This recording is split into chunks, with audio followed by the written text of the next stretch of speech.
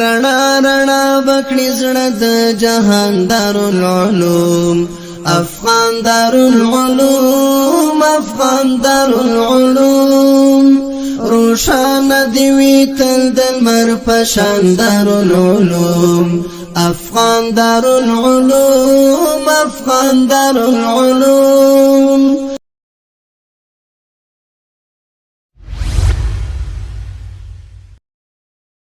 السلام عليكم ورحمة الله وبركاته. اصطلب عني ونيابة عن زملائي في الدرجة الأولى أريد اليوم أن أقدم لكم التابور الصباحية باللغة العربية، فأبدأ الحفلة بتقديم الدعوة لأخي الكريم الحافظ زبير أحمد خالد أن يأتي إلى المنصة ويتلو علينا بعض آية من الذكر الحكيم، فليتفضل مشكورا أخي الكريم زبير أحمد خالد. زبير أحمد خالد. أعوذ بالله من الشيطان الرجيم. بسم الله الرحمن الرحيم. سبح اسم ربك الأعلى الذي خلق فسوى والذي قدر فهدى والذي أخرج المرعى. جزاه الله عنا خير الجزاء، بارك الله في علمه وعمره. وإلى سماحتكم الآن أقدم الدعوة لأخينا الفاضل غفران الله أن يقدم خطبته العربية، فليتفضل مشكورا الفاضل غفران الله. السلام عليكم ورحمة الله وبركاته.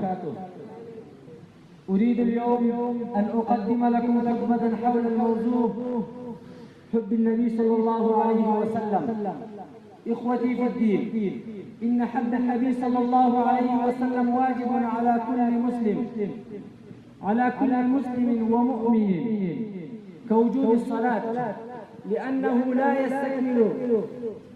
يستكمل الإيمان غير حب النبي صلى الله عليه وسلم،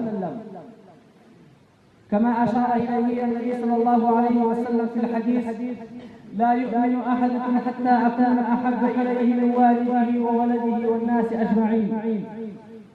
إن محبة النبي صلى الله عليه وسلم تؤدي إلى حلاوة الإيمان، بمعنى أن من أحب النبي صلى الله عليه وسلم ذاق حلاوة الإيمان ووجد حلاوة الإيمان في قلبه.